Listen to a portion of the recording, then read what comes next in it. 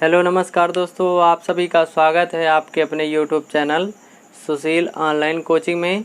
तो आप सब कैसे हैं? उम्मीद करता हूं आप सब अच्छे होंगे।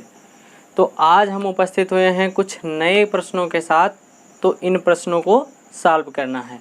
तो आइए देखते हैं कि हमारा पहला प्रश्न क्या है, पहला क्वेश्चन क्या है। ठीक है, तो हमारा पहला क्वेश्चन है, उस उत्तल दर्पण की फोकस दूरी ज्ञात कीजिए जिसकी वक्रता त्रिज्या 32 सेंटीमीटर है। ठीक है, तो प्रश्न समझ में आ गया होगा। ठीक है, तो इसको हम लोग सॉल्व करते हैं। ठीक है, तो सबसे पहले लिखेंगे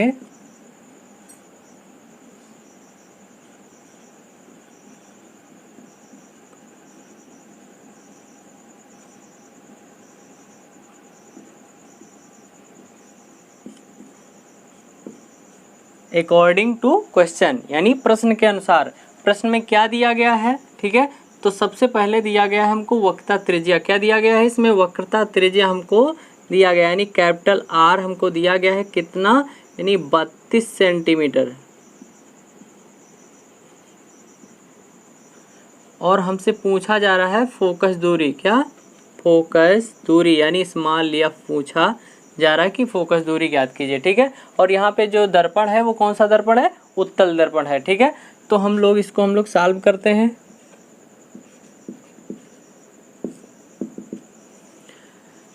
तो हमको एक सूत्र हम लोगों ने अध्ययन किया है कि वक्रता त्रिज्या और फोकस दूरी में संबंध।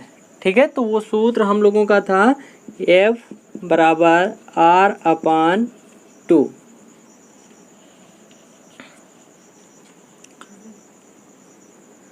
तो यहाँ पर R का मान कितना दिया गया है? 32 सेंटीमीटर। कितना? 32 सेंटीमीटर। और नीचे लिखा है 2। तो जब 32 को हम लोग 2 से भाग करेंगे तो ये हो जाएगा 16।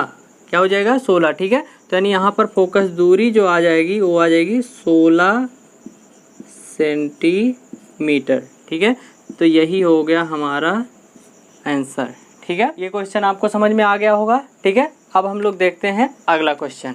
ठीक, तो ये रहा हमारा दूसरा क्वेश्चन। हमारा दूसरा क्वेश्चन क्या है कि कोई अवतल दर्पण अपने सामने 10 सेंटीमीटर दूरी पर रखे किसी बिंब का 3 गुना आवर्धित, यानी आवर्धित का मतलब होता है बड़ा, वास्तविक प्रतिबिंब बनाता है। प्रतिबिंब दर्पण से कितनी दूरी पर है? यानी अवतल दर्पण है, एक अवतल दर्पण है और उस अवतल दर्पण से कोई बिंब या वस्तु 10 सेंटीमीटर की दूरी पर रखी है। अब ये पूछ रहा है कि प्रतिबिंब दर्पण से कितनी दूरी पर है, यानी उस दर्पण के द्वारा जो प्रतिबिंब बन रहा है वो कितनी दूरी पर है। तो ये सपोज दैट मान लेते हैं ये क्या है? एक अवतल दर्पण है। कौन सा दर्पण है?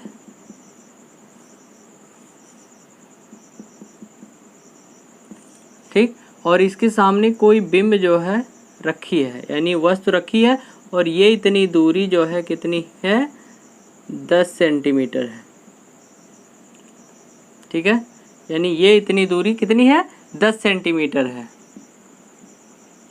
और इस जो है इस दर्पण के द्वारा इस वस्तु का या बिंब का जो प्रतिबिंब बन रहा है, मान लीजिए ये, तो ये इतनी दूरी जो है इस पूछा गया हमसे। ठीक है, यानी जो है दर्पण से प्रतिबिंब की दूरी पूछी गई है। ठीक है, तो आइए इसको हम लोग याद करते हैं।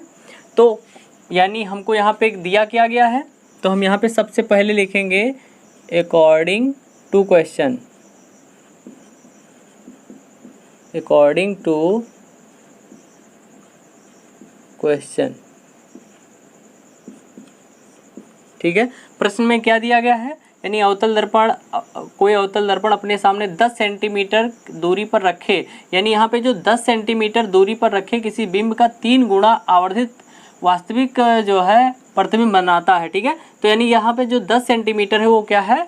वस्तु की यानी बिंब की दूरी है। क्या है? बिंब की दूरी है दर्पण से। ठीक है, तो यानी हम यहाँ पे और बिंब की जो दूरी होती है, बिंब की दूरी को यू से लिखते हैं। किससे लिखते हैं? यू से प्रदर्शित करते हैं। तो यानी बिंब की दूरी यहाँ पे दी गई है कितनी? 10 सेंटीमीटर। ठीक है, लेकिन हम लोगों को ये भी पता होना चाहिए कि जो बिंब की जो दूरी होती है वो क्या होती है?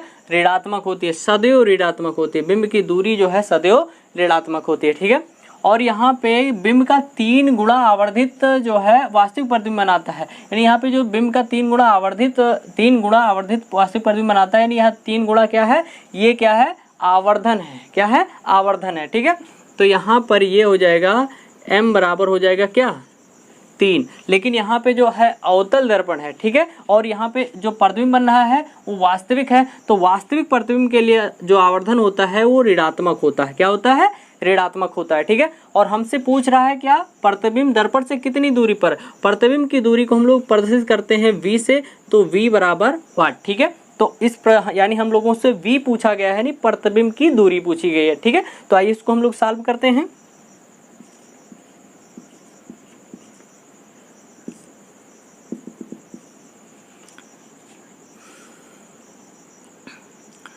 ठीक है, तो हमको एक जो है हम लोगों ने एक सूत्र पढ़ा है क्या, कि m बराबर होता है v/u। क्या होता है, m बराबर v/u। ठीक है, तो यहाँ पे इस सूत्र के द्वारा हम लोग v का मान प्राप्त कर सकते हैं।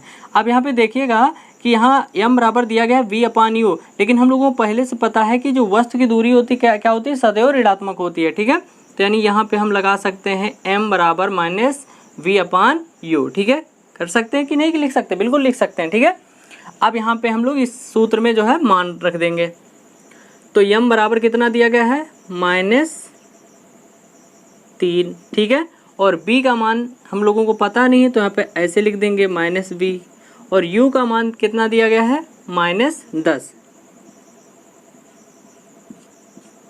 ठीक है, तो ये हो जाएगा -3 बराबर, और यहाँ पर जैसे ब्रेकर्स को हटाएंगे तो माइनस माइनस क्या हो जाएगा, प्लस हो जाएगा, तो ये हो जाएगा b/10 यानी b/10। ठीक है, अब यहाँ पे नीचे 1 मानेंगे और ठीक है, और कर देंगे तिर्यक गुणा। ठीक है, तो v को जब 1 से गुणा करेंगे तो ये हो जाएगा v, और 3 को 10 से गुणा करेंगे तो ये हो जाएगा 10 × 30, यानी ये हो जाएगा -30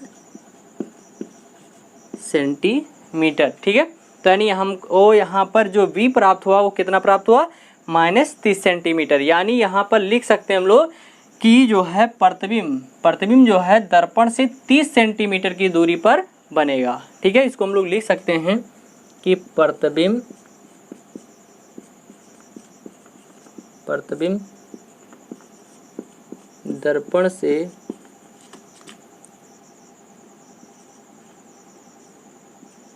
दर्पण से 30 सेंटीमीटर की दूरी पर बनेगा। ठीक है, तो ये रहा हम लोगों का दूसरा क्वेश्चन। शायद ये क्वेश्चन का आंसर समझ में आ गया होगा। ठीक है, अब हम लोग बढ़ते हैं तीसरे क्वेश्चन की तरफ। ठीक है, तो आइए शुरू करते हैं। ठीक, तो ये रहा हमारा तीसरा क्वेश्चन। हमारा तीसरा क्वेश्चन क्या है कि वायु में गमन करती प्रकाश की एक किरण जल में तिरछी प्रवेश करती है। यानी वो प्रकाश की किरण जो है वो वायु में गमन कर रही है, और गमन करते हुए क्या होता है कि जल में जो है तिरछी प्रवेश करती है। अब यहाँ पे पूछा जा रहा है कि क्या प्रकाश किरण अभिलंब की ओर झुकेगी अथवा अभिलंब से दूर हटेगी, बताइए क्यों। यानी अभिलंब की तरफ झुकेगी या अभिलंब से दूर हटेगी। ठीक है, और अगर ऐसा होगा तो क्यों होगा, कारण सहित बताइए। ठीक है, तो हम लोग यहाँ पे समझते हैं। ठीक है, ऊपर क्या है, वायु, यानी प्रकाश की किरण जो है वो वायु में गमन कर रही है, और नीचे क्या है, जल मान लेते हैं। ठीक है, तो प्रकाश की किरण जो है वायु से जल में जल में क्या होता है कि प्रवेश करती है। ठीक है, अब यहाँ पे ये हो गया अभिलंब। ठीक है,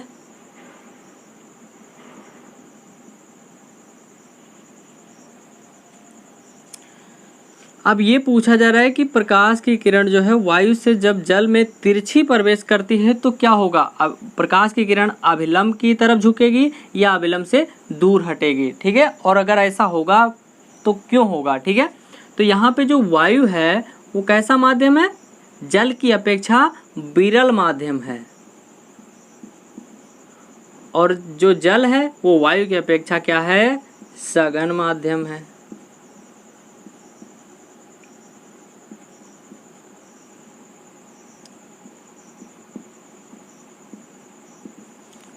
ठीक है।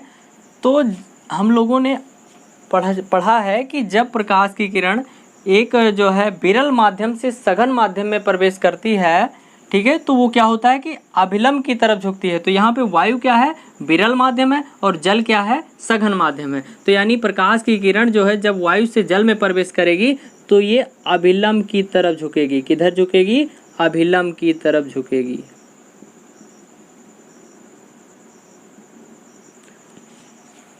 ठीक है, तो इसका उत्तर पता चल गया होगा। ठीक है, कि प्रकाश की जो किरण है वो अभिलंब की ओर झुकेगी, ना कि अभिलंब से दूर। तो इसका हम लोग उत्तर लिख लेते हैं। तो इसका उत्तर हो जाएगा कि प्रकाश किरण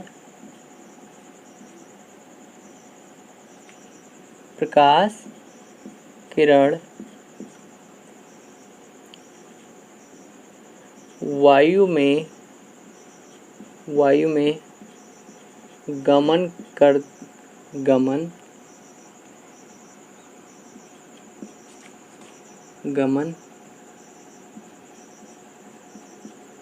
करते हुए जब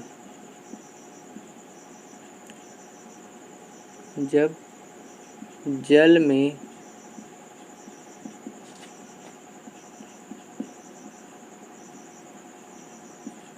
तिरछी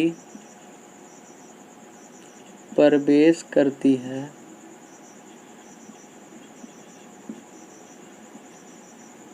तो वह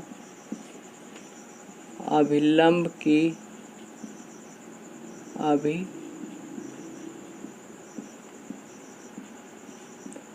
ओर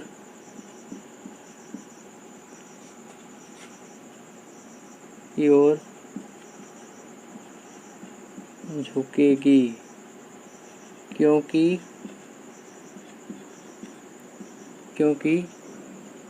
जल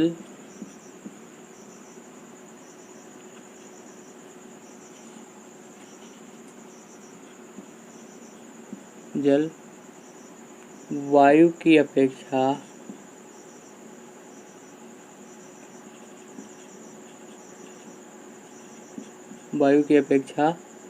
सघन माध्यम है।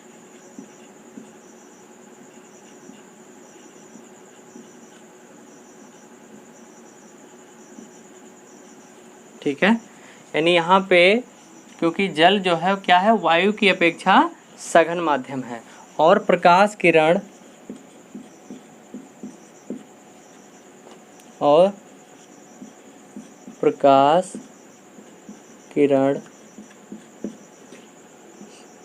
विरल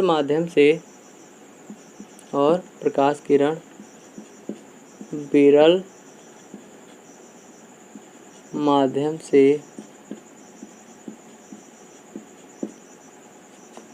सघन माध्यम में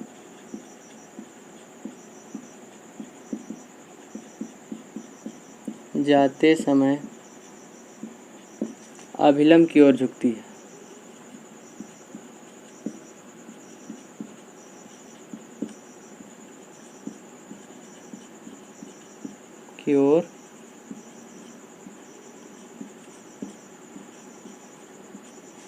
ठीक है, तो ये हो गया हमारा तीसरे क्वेश्चन का आंसर। तो ये आपको समझ में आ गया होगा।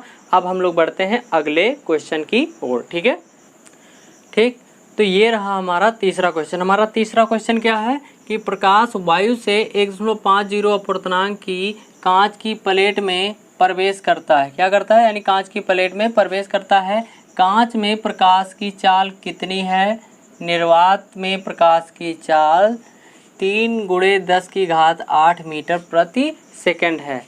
यानी यहाँ पे जो है कांच का अपूर्णांक कितना दिया गया है, 1.50। ठीक है, और पूछ क्या रहा है, कांच में प्रकाश की चाल कितनी है, और ये दिया गया है कि निर्वात में प्रकाश की चाल जो है वो 3 × 10⁸ मीटर प्रति सेकंड है। ठीक है, तो सबसे पहले हम लोग इसको क्या करेंगे, लिखेंगे अकॉर्डिंग टू क्वेश्चन, यानी प्रश्न के अनुसार।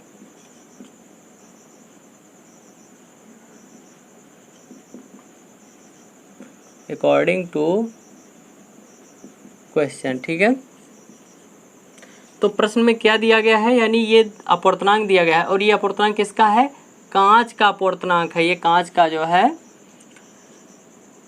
अपवर्तनांक है। ठीक है, तो यहाँ पे हम लोग लिख लेंगे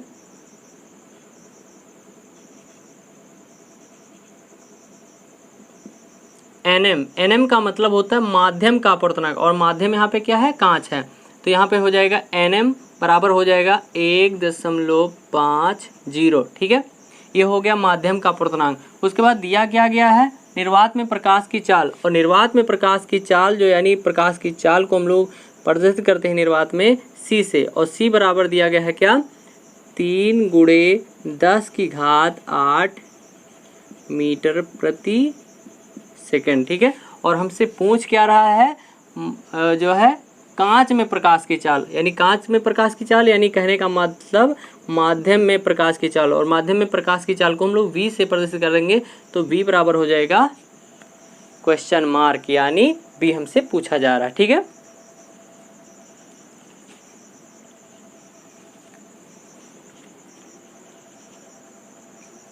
ठीक है, तो इसको हम लोग सॉल्व करेंगे। अब लिखेंगे सॉल्व। ठीक है,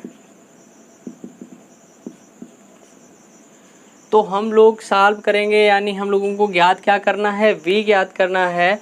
और हम लोगों ने एक सूत्र पढ़ रखा है कि माध्यम का अपवर्तनांक बराबर सूत्र क्या होता है, प्रकाश की चाल बटा माध्यम में प्रकाश की चाल। ये सूत्र हम लोगों ने पढ़ रखा है। ठीक है, यानी माध्यम का अपवर्तनांक बराबर होता है प्रकाश की चाल बटा जो है, यानी प्रकाश की चाल यानी निर्वात में प्रकाश की चाल, वो बटा हो जाएगा माध्यम में प्रकाश की चाल। ठीक है, अब यहाँ पे हम लोग इसमें मान रख देंगे। ठीक है, तो माध्यम का अपवर्तनांक कितना है, यानी कांच का अपवर्तनांक कितना है, तो यहाँ पे दिया गया है 1.50। अगर हम 0 ना लिखें तब भी काम चल जाएगा। ठीक है, और यहाँ पे हो जाएगा C बराबर कितना दिया गया है, 3 × 10⁸। ठीक है, और V हमसे पूछा गया तो ये नहीं दिया गया। ठीक है, अब हम लोग क्या करेंगे, नीचे 1 मानेंगे और कर देंगे इसका तिर्यक गुणा। ठीक है, तो यहाँ पे जो है V को हम 1.5 से गुणा करेंगे तो ये हो जाएगा 1.5 V बराबर 3 × 10⁸। ठीक है, और हम लोग क्या करेंगे, V को रोक लेंगे इधर। ठीक है, और 1.5 को दाएं साइड में भेज देंगे तो ये हो जाएगा V बराबर 3 × 10⁸। और ये यहाँ पे गुणे के रूप में, तो इधर हो जाएगा बटे के रूप में, तो ये हो जाएगा 1.5। दशमलव हटेगा, 1 0 यहाँ पे बढ़ जाएगा, तो ये हो जाएगा V बराबर 30 × 10⁸, और ये हो जाएगा 15। ठीक है, तो 15 × 1 = 15 और 15 दूनी 30, तो ये हो जाएगा V बराबर 2 × 10⁸ मीटर प्रति सेकेंड। ठीक है, यही हो गया हमारा आंसर। ठीक है, तो ये क्वेश्चन आपको समझ में आ गया होगा। ठीक है, यदि आपको कोई डाउट होता है तो आप दोबारा जो है वीडियो को बैक करके देख सकते हैं। ठीक है, तो अब हम लोग बढ़ते हैं अगले क्वेश्चन की ओर। ठीक है, ठीक, तो ये रहा जो है पांचवा क्वेश्चन। पांचवा क्वेश्चन हमारा क्या है कि आपको केरोसिन, तारपीन का तेल तथा जल दिए गए हैं, इनमें से किसमें प्रकाश तीव्र गति से चलता है। ठीक है, इन तीनों माध्यमों में ये पूछा गया है कि प्रकाश की जो गति होती है वो सबसे ज़्यादा किस माध्यम में है। ठीक है, तो हम लोगों को पता करना है। ठीक है, तो हम लोगों को इन माध्यमों का निरपेक्ष अपवर्तनांक सबसे पहले ज्ञात होना चाहिए, तो उसके द्वारा हम लोग ज्ञात कर सकते हैं कि किस माध्यम में प्रकाश की जो चाल होती है वो तीव्र होती है। ठीक है, तो यहाँ पे जो केरोसिन है, क्या है, केरोसिन,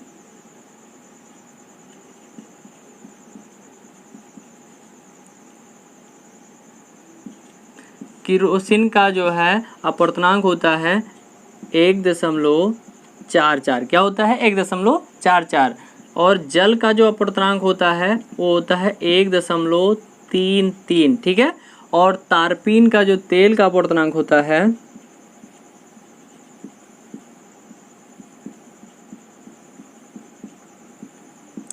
वो होता है 1.47। ठीक है, तो इन नंबर में यानी इन अंकों में देखकर आपको पता करना है कि जो है किसका अपूर्णांक सबसे ज़्यादा है। तो यहाँ पर इसमें देखने पर यानी ये पता चलता है कि जो तारपीन का तेल है उसका अपूर्णांक सबसे ज़्यादा है, उससे जो कम है वो है केरोसिन का, और सबसे कम जो है वो है जल का। ठीक है, जल का जो अपूर्णांक है वो है 1.33। ठीक है, तो हम लोगों को ये भी पता होना चाहिए कि जिस माध्यम का अपूर्णांक यानी निरपेक्ष अपूर्णांक जितना ज़्यादा होगा, माध्यम उस माध्यम में प्रकाश की चाल जो है उतनी ही कम होगी, और जिस माध्यम का अपूर्णांक कम होगा उस माध्यम में प्रकाश की चाल उतनी ही ज़्यादा होगी। ठीक है, तो इससे यह क्या पता चलता है कि जो जल का अपूर्णांक है वो सबसे कम है। ठीक है, तो यानी कहने का मतलब कि जल में प्रकाश की चाल जो है वो सबसे ज़्यादा होगी। ठीक है, तो इसका हम लोग आंसर क्या लिखेंगे, हम लोग इसका उत्तर लिखेंगे कि केरोसिन, तारपीन का तेल तथा जल में। ठीक है, यानी इसका उत्तर हम लोग क्या लिखेंगे कि केरोसिन, तारपीन का तेल तथा जल, इन तीनों में जल में सबसे ज़्यादा प्रकाश जो है तीव्र गति से चलता है, क्योंकि जल जो है केरोसिन और तारपीन के तेल की तुलना में विरल माध्यम है। ठीक है, तो इसका हम लोग आंसर लिख लेते हैं।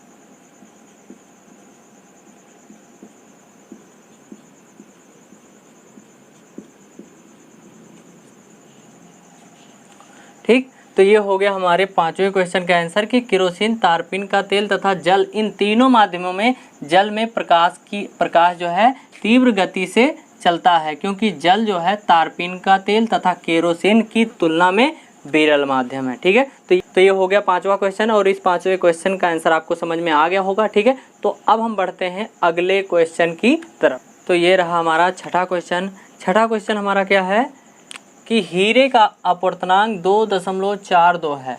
क्या है, हीरे का जो अपूर्णांक है वो 2.42 है। इस कथन का क्या अभिप्राय है, यानी इसका मतलब क्या होता है।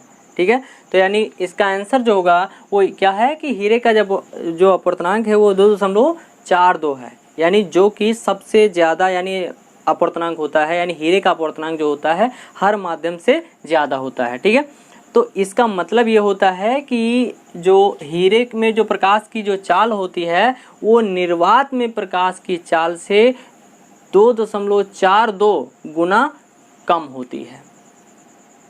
ठीक है, यानी इस 2.42 का मतलब ये होता है, इसका मतलब यह है कि हीरे में जो प्रकाश की जो चाल होती है निर्वात में प्रकाश की चाल की अपेक्षा 2.42 गुना कम होती है। ठीक है, तो इसका ये हो जाएगा आंसर। ठीक है, तो इसका आंसर क्या लिखेंगे हम लोग?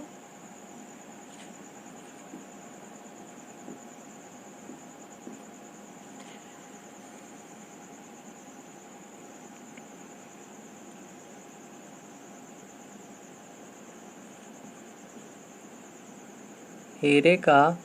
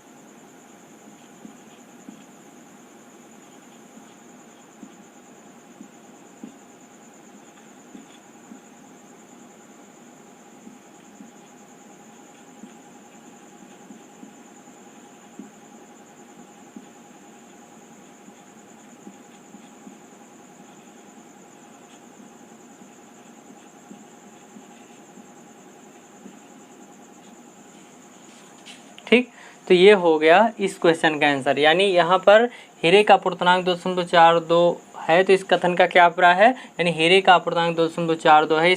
इसका तात्पर्य है कि हीरे में जो प्रकाश की जो चाल होती है वो निर्वात की अपेक्षा 2.42 गुना कम होती है। ठीक है, तो ये हो गया इस क्वेश्चन का आंसर। ठीक है,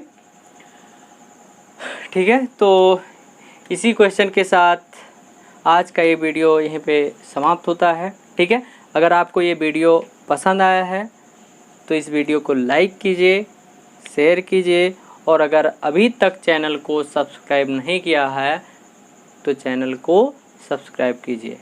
धन्यवाद।